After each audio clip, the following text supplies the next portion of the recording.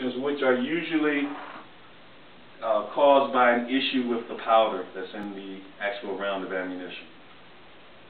Somehow there has been some deterioration in this powder.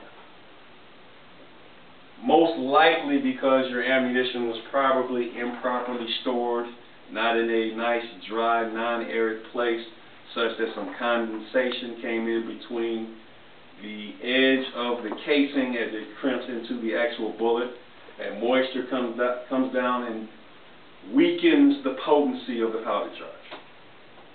And the first ammunition malfunction that can occur is a misfire. Do we know what a misfire is? It's when it doesn't go off. Pull the trigger and the gun goes click. Probably the loudest thing you'll ever hear if you've ever forced to defend yourself. Guy jumps out of the bushes and goes, "Hi, give me your money or your life," and you pull out your gun and it goes click. Probably be the last thing. Yeah. Probably the worst thing you want to hear. That's different from a hangfire. We got at least one military guy in here. What's a hangfire? Yes. Uh-oh, put you on the spot. Called you out. You got us both.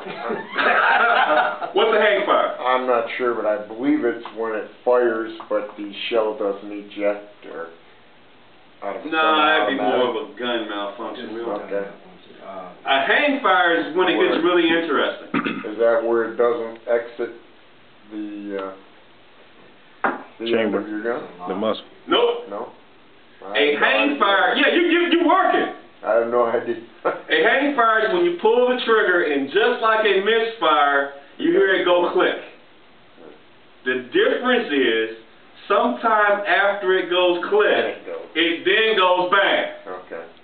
That's like this powder started to... Kind of like muzzle loader. It's like, yeah. It took a while for this powder to ignite. Maybe some inert powder got burnt initially, and then sooner or later, enough of it created enough of an explosion to later discharge the fire.